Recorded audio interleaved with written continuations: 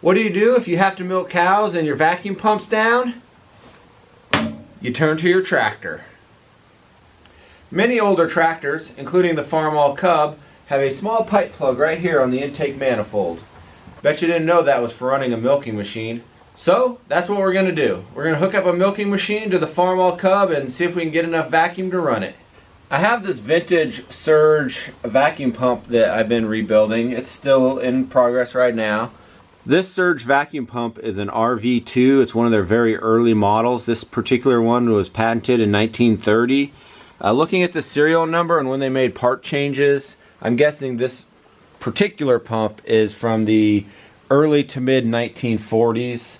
The electric motor is obviously new, but the rest of the pump is all original. But it got me thinking, what would happen if this thing broke down? Now, we do have an electrical generator, so if the power goes out, electricity is not a problem, but it's an old pump, and we want a backup that doesn't require milking by hands. I mean, I guess these are the ultimate backup. But that'll be a whole separate video. We're going to go over everything I did to that. So today we're just going to look at running a milking machine off a Farmall Cub. I wanted to talk about this rig here that I have. This is for use both on my Surge vacuum pump and the Farmall Cub.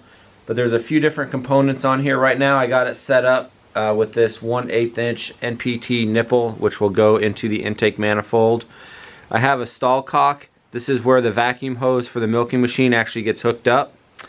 I have an oil-filled vacuum gauge, and then on the back side here I have a vacuum regulator to adjust the vacuum for the milking machine.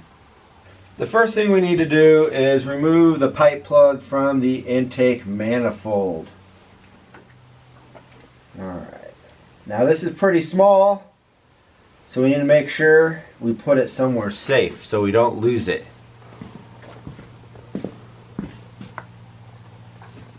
If I forget where I put it later, remind me, it's on the workbench. So then we can thread in this rig.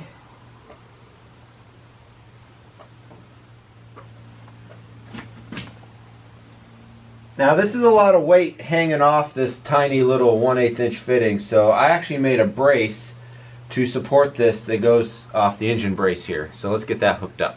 So this is the brace I made. It's just a piece of flat stock. I bent both ends, drilled out some holes to fit some hose clamps, and it just goes between the two components here.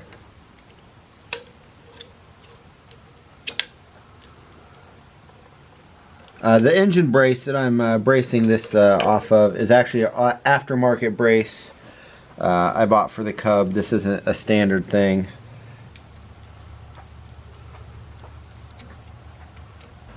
Alright, that almost looks professional. Alright, so now I need to start the tractor, get it warmed up, and move it outside.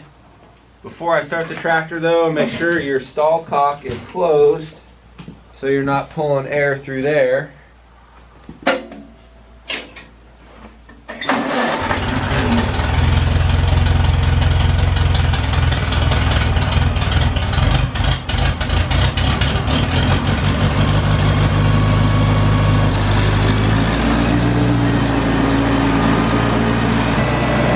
Right now I'm at full throttle and I'm almost at 14 inches of mercury. If I drop it down, it does go up a little.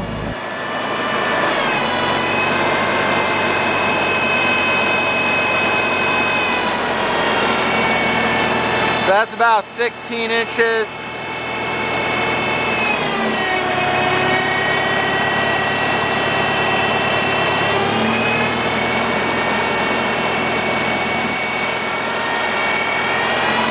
That's about half throttle there, 15 inches of mercury.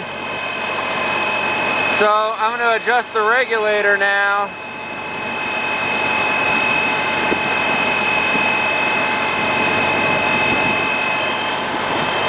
I actually go full throttle. I want it closer to 13 for the milking machine.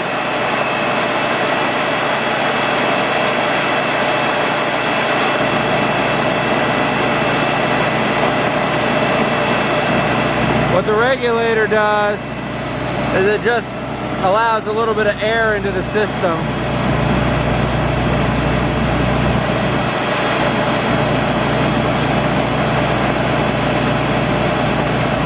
Alright, 13.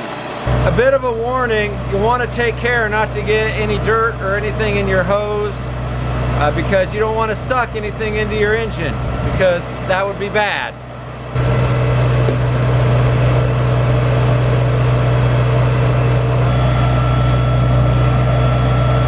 We got everything hooked up. We got a surge milker here in front of me with a hose moving through the tractor. I'm going to open the stall cock. It is going to let a lot of air into the tractor, so it's probably going to hunt, but we'll see if we get pulsation.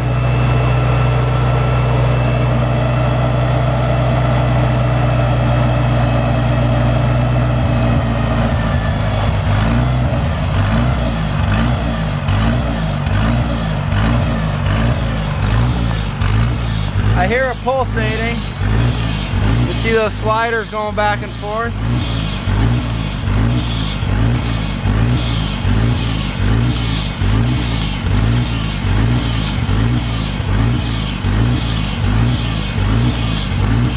And then I can feel pulsation in the liners as well.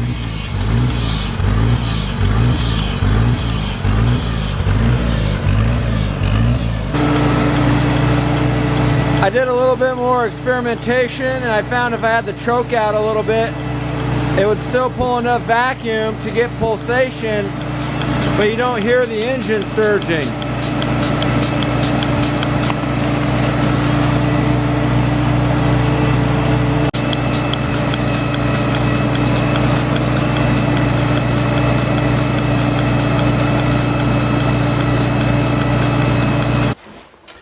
I have successfully proven as a proof of concept that you can run a milking machine off of a tractor.